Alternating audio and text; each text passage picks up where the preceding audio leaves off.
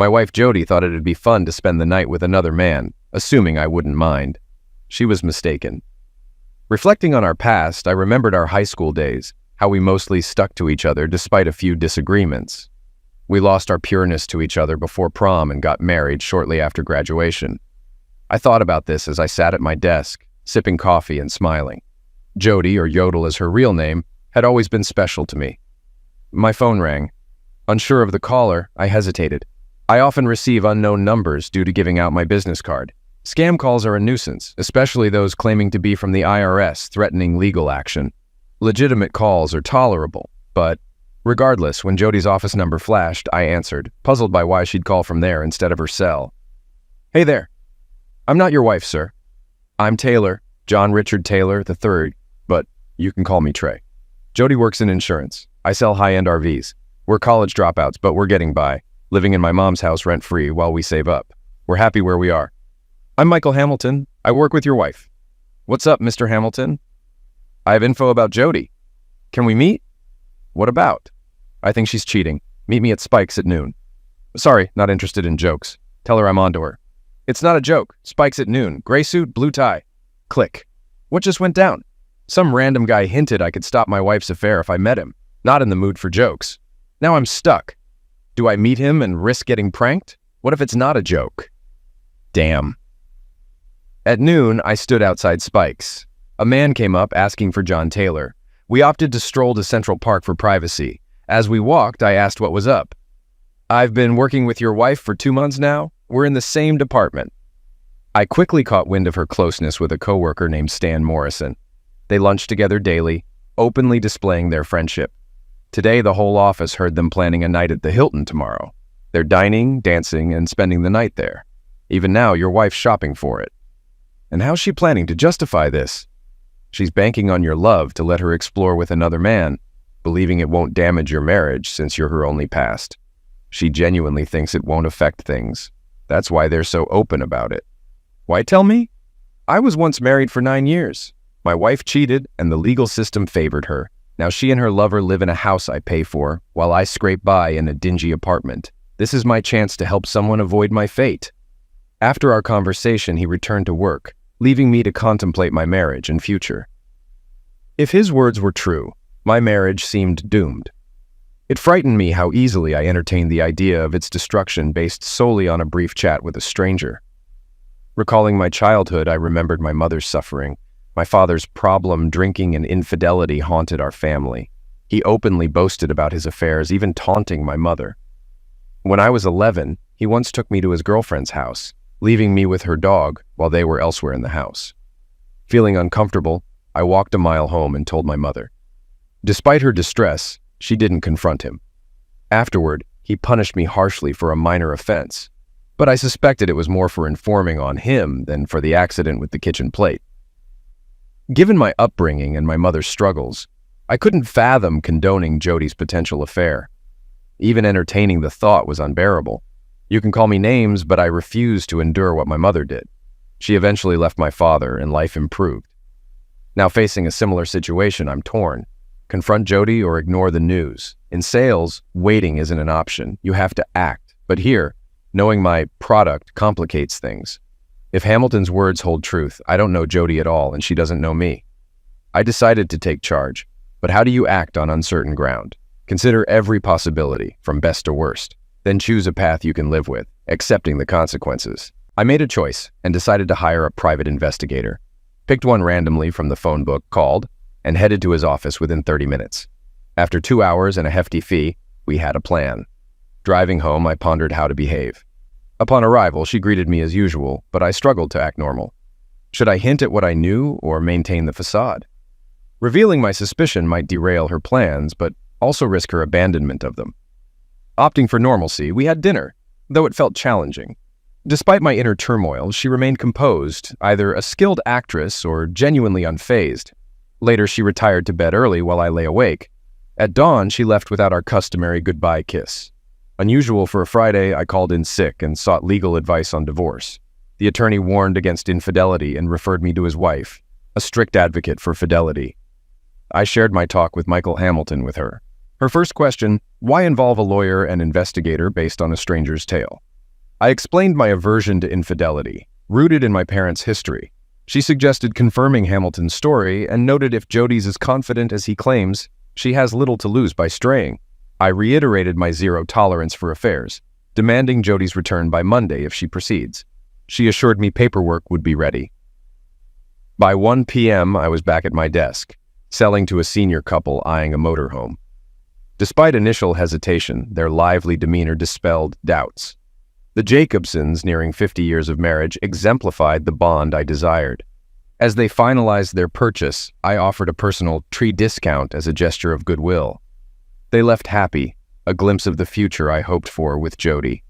I contacted my investigator and confirmed readiness. At 5:30, I arrived home to find Jody's car parked as usual. Inside, no dinner scent lingered, indicating she hadn't started cooking. Remaining composed, I placed the package from the investigator on the mantelpiece and waited in the chair. Soon, Jody descended, stunning in attire matching what Hamilton had described. She carried an overnight bag. "You look amazing. What's the occasion?" I asked.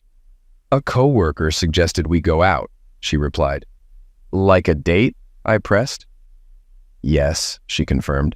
"And what kind of date?" I probed further. "We thought since you're my only past, I might be interested in exploring with someone else. Dinner, dancing, then a hotel," she admitted.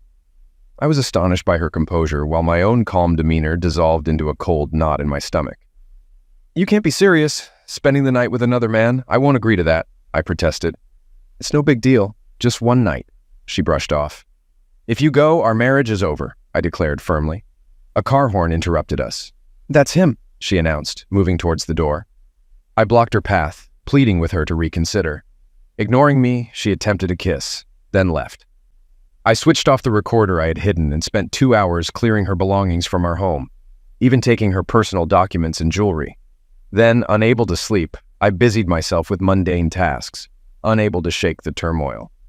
I was numb as I arrived at the dealership early. By 11 o'clock, I closed the deal with the Jacobsons and handled all necessary paperwork. At 11:45, I returned home with new keys from the locksmith. My investigator arrived with video recordings. By 12:30, I was reviewing the footage when the doorbell rang. Opening it, she queried about her key and car. I blocked her entry, explaining she no longer lived here, hence her key didn't work, and her car was outside because I didn't want it in my garage.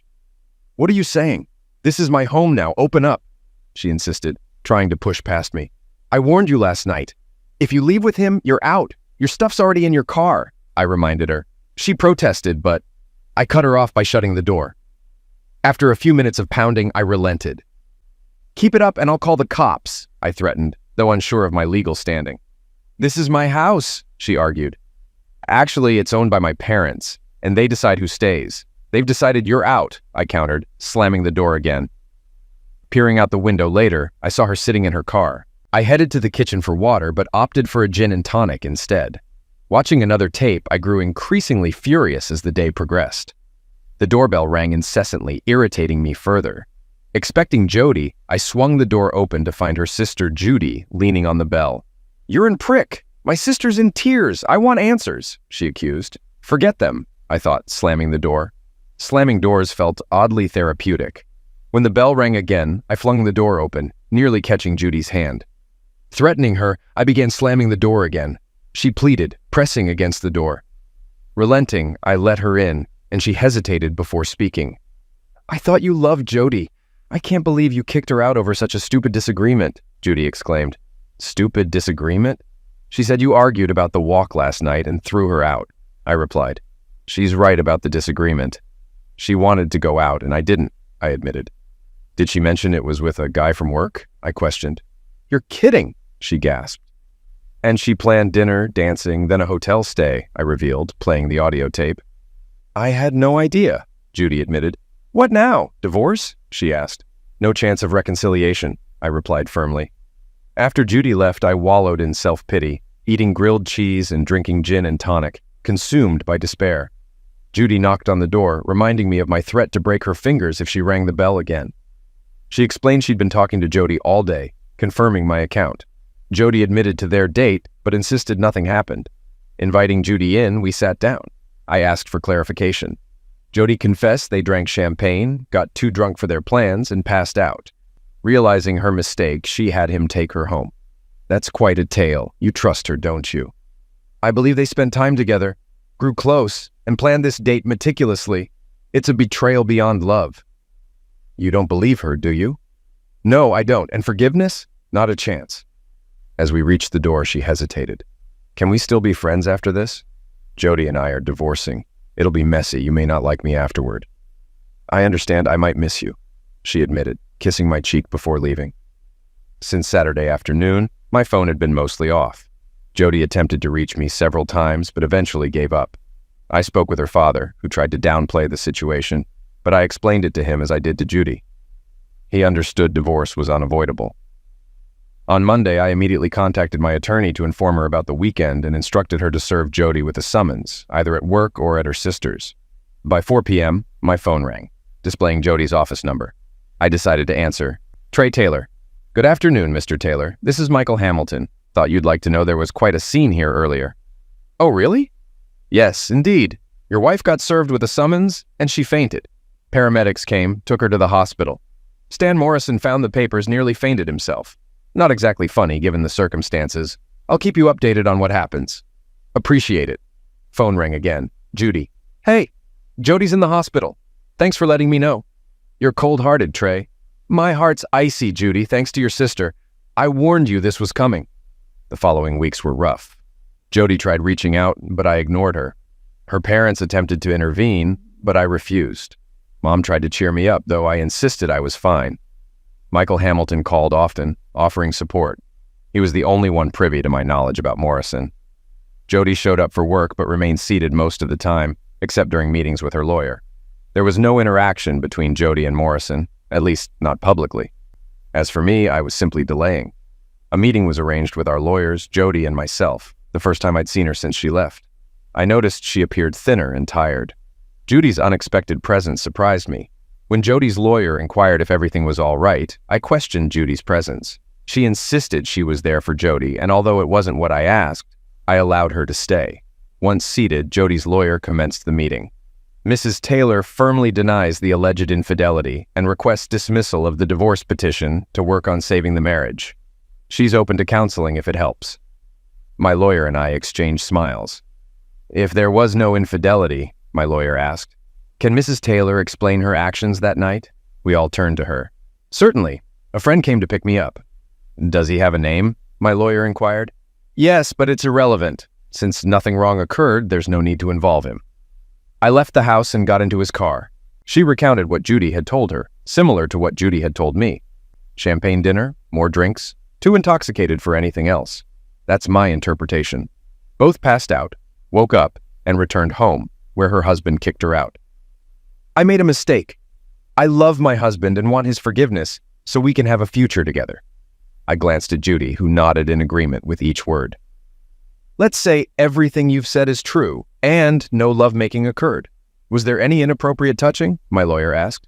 Absolutely not, Jody asserted firmly. Judy nodded in agreement. My lawyer and I exchanged glances. A remote control lay in front of me. I pressed play, and a screen descended from the ceiling, showing Jody and Stan sharing a passionate kiss in our driveway before driving off together. Lie number 1, I announced to the room. Jody appeared pale and Judy stared at her sister. On Thursday, after speaking with Michael Hamilton, my investigator and I devised a plan to record Jody's actions on Friday night, starting with Stan Morrison's arrival. With Hamilton's information, we knew their date location and even the room number they had booked. Fortunately, we were able to capture the entire incident, I explained. You confirmed there was no inappropriate touching. Yes, she replied tentatively. I pressed play again. We witnessed Morrison's hand lingering on Jody's rear as they were seated at the Hilton's dining room. Lie number 2, I stated. Jody's lawyer focused on the divorce petition, while Judy seemed engrossed in her fingernails. The video revealed Jody and Morrison ordering champagne before abruptly leaving for the elevator. It cost me $1,000 to secure access to their suite, where Jody was soon entertaining him. Jody screamed and fled the room, followed by Judy. I paused the video. My client seems to have misremembered the events. I'll speak with her and get back to you, her attorney said, collecting her papers and hurrying after them. After chatting with my lawyer, I returned to the dealership. Just before closing, Judy approached my booth. I remained silent. May I sit down? She asked. Feel free. We sat in silence until she finally spoke up. You knew, didn't you? Knew what? When I visited your house that first Saturday, you already knew they were involved. Yes, I saw the video before you arrived. They weren't just involved, Judy. She's my wife and she cheated. Why didn't you tell me? I hoped she'd come clean and agree to a divorce. I didn't want your family to know. I always liked your parents, she admitted. More silence ensued. My phone rang and I answered it immediately. Trey Taylor, this is Michael Hamilton. Your wife called and quit yesterday, didn't even clear her desk. Thanks. Keep me updated. Judy tried to speak, but was interrupted by a call on line 6. After handling the call, we exchanged glances. She's gone, Trey. What do you mean, gone? Dead. She packed up and left. I doubt it. She asked me to tell Mom and Dad she's sorry. It wasn't just them. Yeah, we know. Silence. I have work to do, I said. Oh yeah, sorry, Judy apologized, then left. That night, I watched the investigator's videotape. No romance, just betrayal. I felt a mix of pain and anger. My thoughts were chaotic. I fell asleep in my chair, tormented by it all. Since meeting Jody, she's always been on my mind when I think about lovemaking. 2 weeks passed, and my lawyer attempted to arrange another meeting with Jody and her lawyer, but without success. Jody was nowhere to be found. Months went by with no word from her. I kept in touch with Judy and her parents, but they hadn't heard from her either.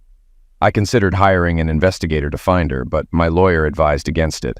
I canceled the credit cards and withdrew half the money, but she hasn't touched the remaining funds. If she remains missing for a few more months, we could file for desertion.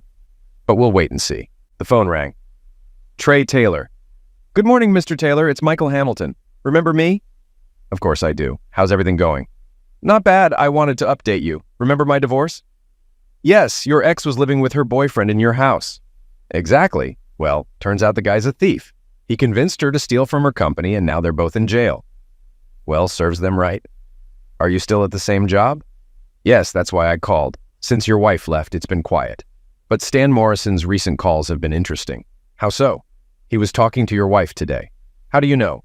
He said, I miss you too, Jody. Did you catch any hints about her whereabouts? I need her to sign divorce papers.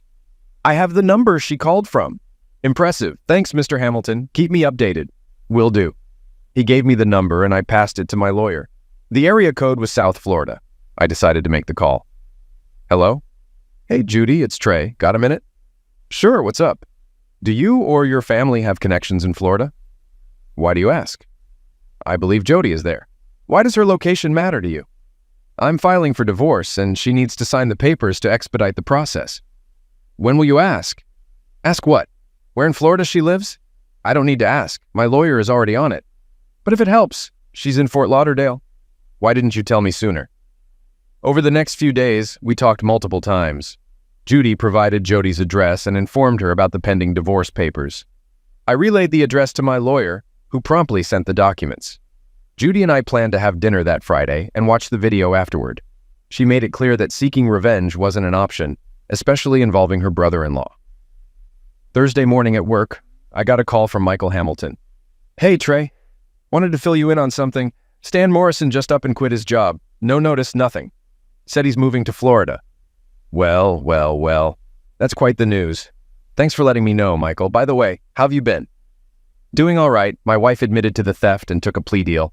She'll get a light sentence, but her boyfriend's in for a long haul. Hopefully he'll find himself some company. We shared a laugh and wrapped up the call. Then I phoned Judy. Hey, was just thinking about you, she answered. How long have you known Stan Morrison was moving to Fort Lauderdale? I don't think she knew I knew his name. There was a long silence. Judy, how long have you known Trey? A few days. How many times have they seen each other since she moved in? Trey, listen, how many times have they met since she moved there? After a pause, she replied, 4. She's visited twice and he's gone there twice. They've seen each other 4 times that you know of, and you were okay with her still seeing him? And you were okay with her coming back to me after all that? Trey, she's my sister. And with that, I hung up. My phone rang again. It was Judy. I ignored it. In the next 3 calls, I stayed in my cubicle for a bit before heading to the repair shop, where I enjoyed chatting with the mechanics. One of them was a good friend. He retired from the Army last year due to injuries sustained in Iraq. His left leg and 2 fingers on his left hand were injured. Only he and my boss knew about my situation at the dealership. We sat outside at the employee picnic table and I filled him in. I can make sure it doesn't reach Florida if you want. No, it's not worth risking jail over. I just want her gone. I can make that happen too. I chuckled. Nah, living with myself is punishment enough. We talked more until we heard over the loudspeaker, Trey, line 4. Back at my cubicle. Trey Taylor. Trey, please don't hang up. I hung up and told the receptionist not to take any more calls. On my street, I saw Judy's car parked outside my house. I pulled into the garage, closing the door before she reached it. She knocked on the front door, remembering my threat about ringing the bell. Inside, I warmed up some spaghetti and meatballs and headed to bed. By 10 p.m., I was asleep. The following morning, I got ready for work and encountered Judy waiting for me, likely expecting no confrontation. However, I confronted her, expressing my frustration at her complicity in Jody's affair with Morrison. Afterward, I spent hours at the dealership contemplating my next steps. Despite the tension, I made it through the day and eventually headed home. My mom invited me for dinner, and we enjoyed Italian food together. However, things took a serious turn when she mentioned Judy. I warned her not to bring up the family again or I'd leave. She then revealed that Jody is pregnant, a bombshell that left me stunned. Feeling betrayed, I left abruptly, questioning the world I lived in and my mother's perspective on forgiveness. Despite her history with my father, she seemed willing to overlook Jody's infidelity, which baffled me. I drove past my house without stopping, overwhelmed by the situation. I ended up at a car dealership, went inside, and tried to relax on a couch in the employee lounge. Despite my efforts, I couldn't calm my mind and ended up falling asleep around 5 a.m. I woke up at 10:30 to my boss's notice not to disturb me. He later called me to his office, where he offered me time off to assist the Jacobsons, an elderly couple I had previously sold a vehicle to. They needed help returning home from Vancouver after Mr. Jacobson's heart attack. I agreed to fly out the next day, and my boss arranged everything, advising me to take my time and delegate work to a colleague named Ben. Upon arriving in Vancouver, I visited Mr. Jacobson in the hospital, where both he and Mrs. Jacobson seemed in good spirits despite the situation. They clearly cherished each other's company and appeared grateful for it. As I stood there watching them happily, I realized I was smiling for the first time in a while. Mrs. Jacobson noticed me and greeted me warmly, giving me a hug. Hi, Trey. How was the flight? Did you pick up Mr. Jacobson? Now hush, Robert. Remember what the doctor said? Mrs. Jacobson joked, patting my arm. I can silence him with doctor's orders, she added with a wink. We chatted while Mr. Jacobson drifted in and out of sleep. Nurses intermittently checked on him, adjusting his medications and monitoring his vitals. Mrs. Jacobson informed me about the location of the motor bus and mentioned that their granddaughter, who was about my age, would accompany me back. Their grandson had already flown home. As we finished our conversation, the granddaughter entered with packed suitcases. She was introduced as Darla and seemed indifferent to me, focusing on her grandmother instead. After conversing for a while, Mrs. Jacobson mentioned that Darla had been driving their car for the past week and would assist me in preparing the bus for departure. Darla began to object, but Mrs. Jacobson intervened, reassuring her and explaining Darla's decision not to return with me. Mrs. Jacobson also mentioned my boss's suggestion of possible extra days off and proposed considering a route through Yellowstone, as promised to Darla. I acknowledged and said I'd explore the options. Mrs. Jacobson handed me the letter, authorizing the bus crossing, and kissed my cheek, thanking me and urging caution. Darla and I then headed to the car and RV park. She drove, remaining silent despite my attempts at conversation. Upon arriving at the bus, she went inside, taking the keys with her. After retrieving them and a brief altercation, I hitched the car to the bus, ready for an early departure. I settled into a lawn chair in the carriage and took a moment to relax. Feeling thirsty, I stowed the chairs and table, then went inside to check for beer. Darla checked the fridge, snapping at me before retreating to the bedroom and slamming the door. That was the last straw. I was fed up with these women. Jody, Judy, my mother, and now Darla. Mrs. Jacobson was the only one showing any decency. After enduring 10 days of rudeness, I was determined to get the coach home quickly and minimize my time with Darla. I unplugged the power and water lines outside, then returned to the driver's seat, fired up the engine, set Houston, Texas in the GPS, and drove south. It was already 6 p.m., and I planned to wait until the next morning to start the car. But Darla's behavior changed my mind. By 8 a.m., I crossed the U.S. border and cleared customs. Darla had to step out for this, then returned to the bedroom. With full fuel tanks and a willing engine, we made good progress through the night, stopping twice for coffee and sandwiches. By 7 a.m., we reached Burley, Idaho. Darla, seated beside me, remained silent until she asked for food. Her request reignited my determination to finish the journey quickly. Recalling her previous attitude, I retorted, "I'm not your maid," and pressed harder on the gas pedal. She shot me a glare before storming back into the bedroom. Just before 9, I urgently needed to pee, so I stopped at a rest area. After using the bus restroom, I found her already stepping off the bus. "If you leave, you can't come back because I'm leaving," she threatened. I sat back down, released the parking brake, and shifted into gear just as she returned to the bedroom. By noon, my rear end was sore from driving for 18 hours straight. I parked between two 18-wheel trucks and laid down on the couch, quickly falling asleep. 5 hours later, I woke to the sound of the diesel engine and movement. She was behind the wheel, driving swiftly. I watched for a while and realized she knew what she was doing, likely thanks to her grandfather's teachings. After making coffee, I sat in the passenger seat silently for 2 hours. However, I grew concerned about our fuel level. Having driven for about 25 hours at an average speed of 60 miles per hour, we had covered approximately 1,500 miles and burned through most of our fuel. I suggested stopping for gas, but she had already taken care of it while I was sleeping. She was full of surprises. I returned to the couch and quickly fell back asleep. I didn't notice her leaving to use the bathroom or grab something to eat and drink. She must have managed everything while I slept for another 3 hours, impressed by her driving and control. Finally, around 10 in the evening, she stopped at a truck stop in Dumont, Texas. After preparing a sandwich and grabbing a soda, she disappeared into the bedroom, signaling my turn to drive. I made 2 chicken salad sandwiches and brewed coffee before taking over the driver's seat. I stopped once during the night for a restroom break and to grab some Cheetos and coffee. By 8 in the morning, I arrived at the Houston dealership, feeling exhausted but relieved to be done with her. After using the restroom for the first time since crossing U.S. Customs less than 40 hours earlier, I saw Jacobson's car leaving, with a rude gesture from the driver. I returned the gesture and decided to make coffee in the employee break room. Eventually, I succumbed to the couch's allure, not moving until 3 in the afternoon. I rose, yawned, and left my room to find a note instructing me to see my boss upon waking up. Entering his office, he mentioned complaints about my use of the break room. I mentioned a call from Mrs. Jacobson, piquing his interest. She was curious about how I managed to handle her difficult granddaughter during the trip home. Apparently, the granddaughter's behavior caused them inconvenience throughout the journey, even prompting the grandson to leave early. I confess that driving excessively helped me cope with the stress she caused. My boss chuckled at my honesty. He informed me that Mr. Jacobson would be discharged soon and wanted us to service the bus. We agreed and decided to keep the coach, as the Jacobsons were fond of it.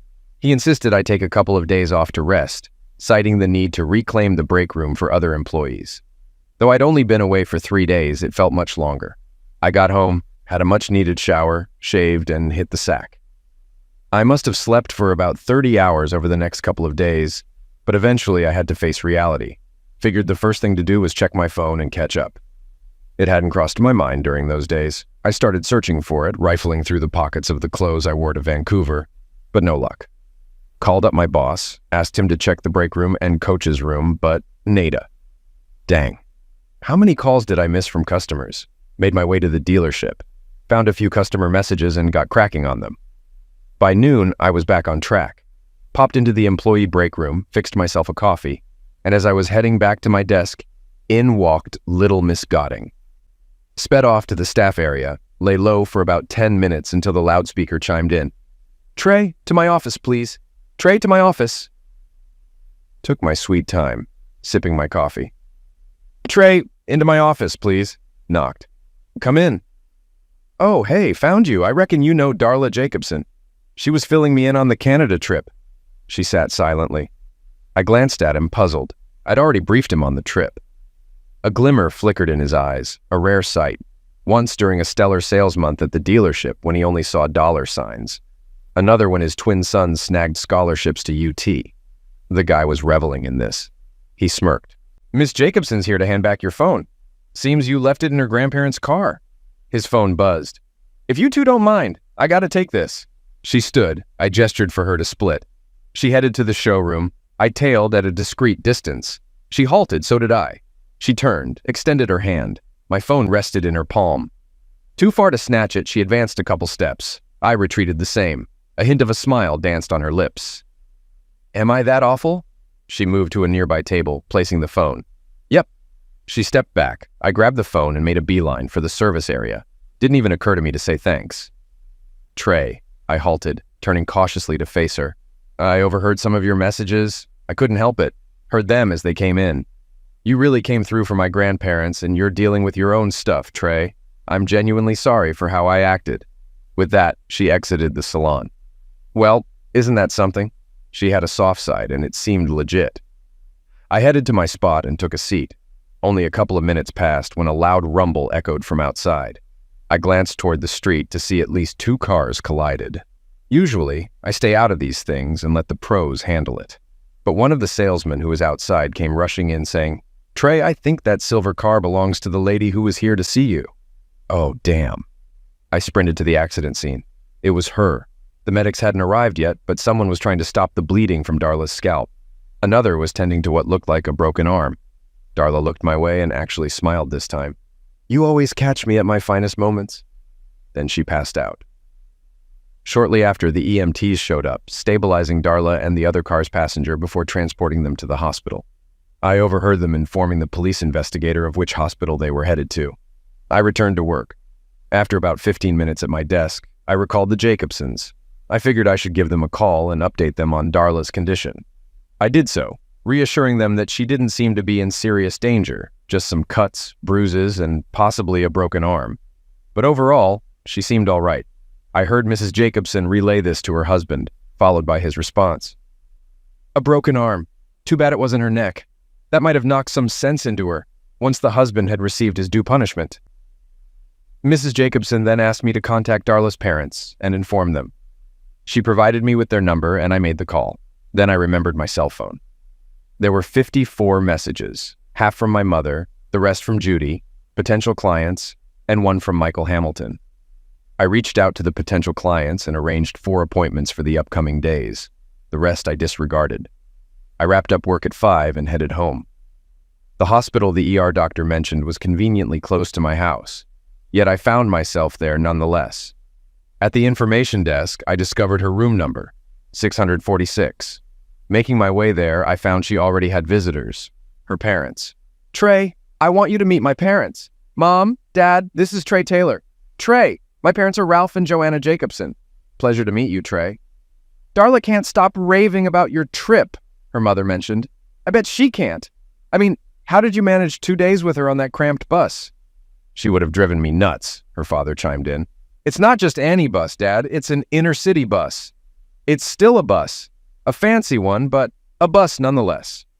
Ignore him, Trey. How are you holding up? All right, aside from a busted arm and a few stitches. Well, I should get going. Just wanted to check on you. Take care. Thanks for coming by. Oh, Trey, her father added. Thanks for reaching out to my parents and us. No problem. See you later. I headed home, pondering whether to call my mother. The debate didn't last long. The cons outweighed the pros, so I refrained. This went on for about 3 weeks. My mother and Judy kept trying to reach me, but I ignored them. Even my stepfather rang. I spoke briefly, cutting it short when he tried passing me to my mother. My lawyer sent the divorce papers to Judy's address. Apparently, she was content with Morrison, signing in bold red marker, no mention of her supposed pregnancy. In 2 months, I'd likely be single again. I was contemplating the merits of bachelorhood. The thought triggered other reflections, like my prolonged celibacy. It had been a dry spell. I lingered for only a moment before heading to the bathroom for a shower, preparing for dinner. Just as I finished dressing, the phone rang. Trey Taylor. Hi, Trey, it's Dottie Jacobson. Well, hello there, Dottie. How are you? And how's the patient? Call me Dottie, Trey. He's doing great. Actually, better than great. We're already planning our next trip, and he's set on Colorado. But I'm a bit nervous about him driving in the mountains. What do you think, Dottie? Our trainer won't let him get into trouble. Just needs to use the Jake brake and keep within the speed limit. That's what he's saying. Been researching mountain driving and is really excited to try it. I might need some Valium before we go, she chuckled. From what I knew of them, they'd go anywhere together, anytime. I admired that about them. Anyway, calling to invite you to a little barbecue celebrating Robert's recovery. It's at our place this Friday at 6 o'clock. Bring your wife. We'd love to meet her. It struck me that I had never discussed my personal life with them, and apparently Darla hadn't either, hearing some of my messages, so they were unaware of my impending divorce. Thanks, Dottie. I'd be delighted to join. See you then. It had been a fantastic week. Usually selling one van a week is cause for joy, but this week I managed to sell 3. One was a high-end used bus owned by a country music star, which they upgraded to a newer, pricier model. My commission for the week was exceptional. Really, really, really exceptional. Arriving at Jacobson's estate promptly at 6, I noticed a spacious garage beside the main house where I realized they kept their boat, which I had transported from Vancouver. It had been serviced, cleaned, and returned by the service department.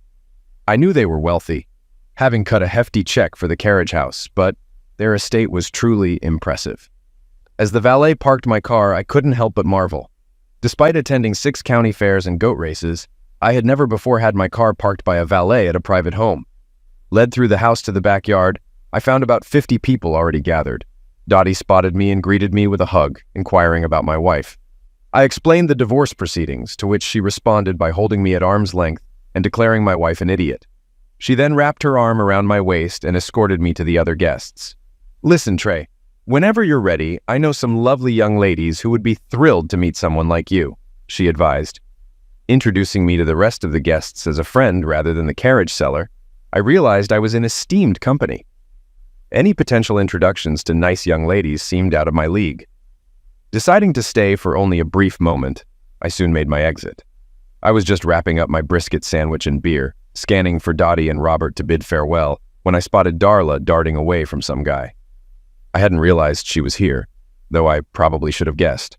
Recognizing that familiar look, I wanted no part of it, so I turned away to avoid her gaze. But it was too late. Come on, Trey, she insisted, seizing my hand. First Dottie, now Darla, a family of hand-grabbers. She guided me inside to the library. A freaking library in this house. This guy's a damn idiot, she vented. I've got issues and need help. I started to leave. Where are you going? Out, before you throw me out. Because I agree with him. He shouldn't have said that aloud and in public, but someone had to. Damn it, Trey, you're supposed to be on my side. Why? The only kind words you ever said to me were uttered while you were lying in the street bleeding and probably delirious. She slumped rather than sat. I remained standing. Neither of us met the other's gaze. How's the arm? I inquired. It itches like crazy under the cast. I have to carry this so I can scratch it. She produced what resembled a back scratcher from the cast tiny fingers to fit between the cast and her hand for reaching the itch. I'll be relieved when this thing comes off. She gestured to the cast. I've got to run. Trey? Yeah? If I promise to behave, will you have dinner with me? After a brief pause, I replied, Darla, I'm going through a divorce, so I don't need the added stress. And I'm likely to say or do something that'll upset you and make matters worse. So I don't think dinner's a good idea. Saturday morning, I departed. My mom rang the doorbell and I welcomed her in. Here's the deal, she began. I've thought it over carefully, and I agree with you. There are things we must compromise on and things we shouldn't. Faithfulness in marriage falls under the non-negotiables. You reminded me of the hell I went through with your father, and no one should endure that. I apologize for even considering you getting back with Jody. It was selfish, only thinking about the baby and the possibility of having a grandchild. Please forgive me. I forgave her, and we embraced. After chatting for another hour, we hugged again, and she departed. Mid-morning on Monday, my phone rang. Trey Taylor. Good morning, Trey. It's Michael Hamilton. I have news. I wasn't used to him calling me by my first name, but I shrugged it off. What's the news? Stan Morrison asked for his job back. They turned him down, I chuckled. Just thought you'd like to know. Thanks, Michael. We're on a first-name basis now. Shortly before noon, Jacobson's carriage pulled up, parking in front of the building. Engaged with customers, I couldn't greet them, but I caught a glimpse. I spent at least 30 minutes chatting with potential clients, but no one disembarked from the carriage. Escorting them to their car, I then approached the carriage and rang the doorbell. Darla welcomed me in.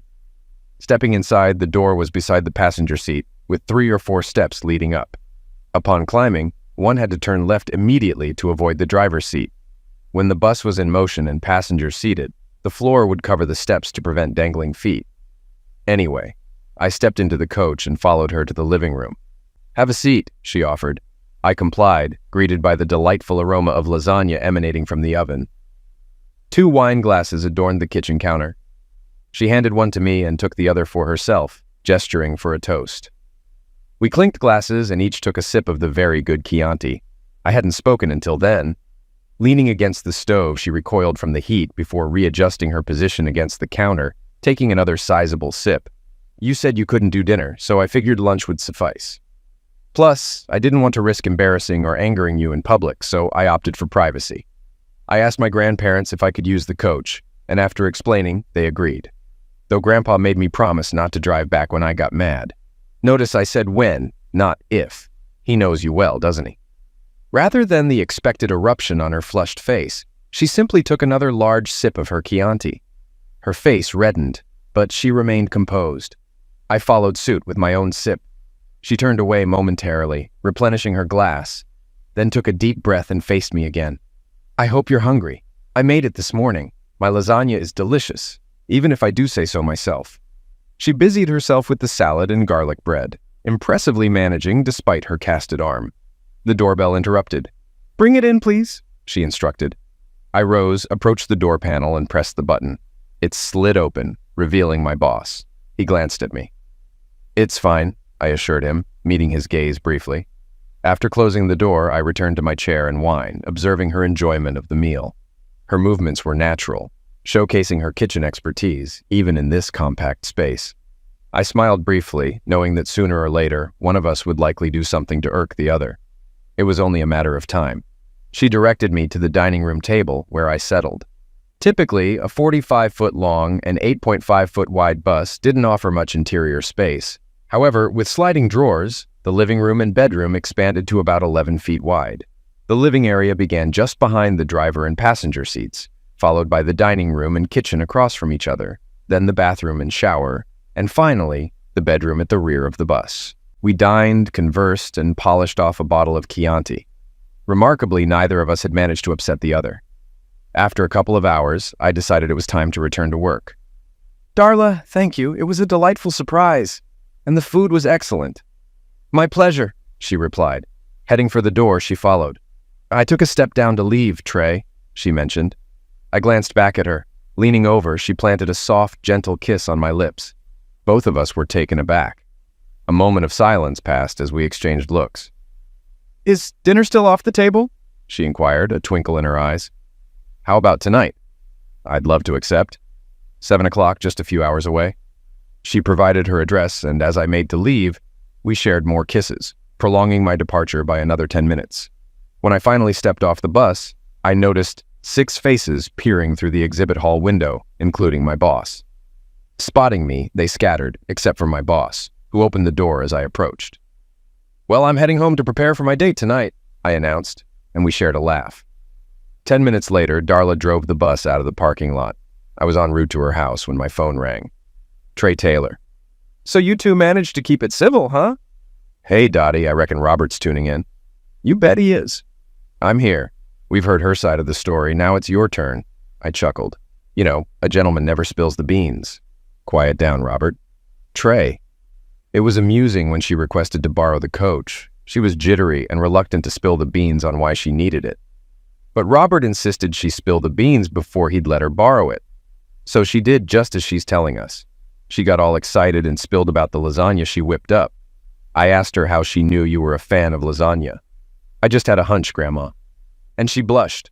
"Trey, I've known this girl all my life, and I never realized she could blush, but she did." "Trey," Robert picked up on that. "I can't believe I'm saying this, especially considering that girl's crummy attitude." "Robert, mind your language." "Yeah, dear. Anyhow, Trey, as far as I'm aware, that girl's never pulled a stunt like this. She might rub me the wrong way, Robert."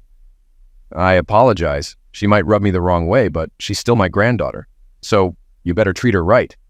Do you understand?" "Yes, sir, but I reckon you're overreacting a tad." "Nonsense." "Sorry, Dottie. Trey, just keep your hands off her, okay? She's had some rough experiences in relationships. She's, as you know, quite fetching. Seems like all her life, men have been trying to take advantage of her. It started back in high school and she's struggled to cope. Unfortunately, her attitude serves as her defense mechanism, keeping folks at arm's length to avoid disappointment. Trouble is, she struggles to tell friends from foes. But it's all just a front. There's a good girl in there somewhere. Sometimes, it's just hard to find her. Dottie says I won't hurt her. Dottie and Robert approve, they chimed together. But you've asked her not to hurt me. And we all had a good laugh. Before I could finish speaking, my phone buzzed again. Trey Taylor. Trey, it's Judy. Silence. My mood shifted from content to enraged in an instant. Despite my anger, I opted to hear her out. Are you still there? What do you want, Judy? I thought you should know that. Jody, cut it out. I don't want to hear anything about her. Trey, please, just listen for a moment. Yesterday, she threw Stan out for cheating. Today, he returned and assaulted her. She's in the hospital, Trey. Her nose is broken. He knocked her down and kicked her. She's in critical condition and Stan is behind bars. What about the baby? Gone. She fabricated the pregnancy to manipulate you into taking her back. Well, she sure fooled my mom. She fooled us all. Trey, I'm sorry she's hurt, but it's no longer my concern. Morrison, as far as I'm concerned, can rot in jail. She's still legally your wife until the divorce is finalized. She ceased being my wife when she got into his car and made the divorce official, when she signed the papers. Whatever's happening in her life now has nothing to do with me. Farewell.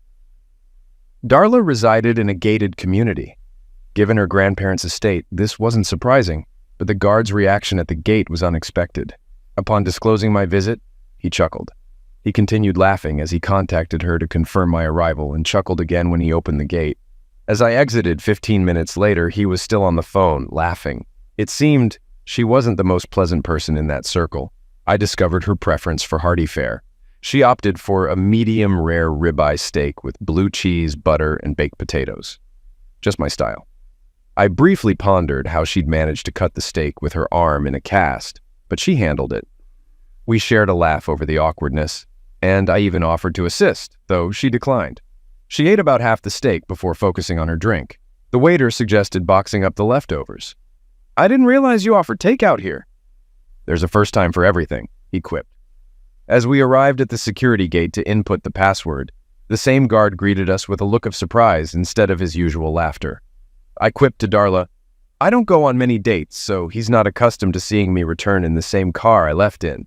Usually I opt for a cab ride home. That just seemed like the sensible choice to me. Upon reaching her house, she welcomed me inside. What can I get you to drink? A gin and tonic. We sat quietly, sipping our drinks. Eventually, she rose from her seat and approached me, dropping a subtle hint. I caught her drift, and we engaged in deeper conversation.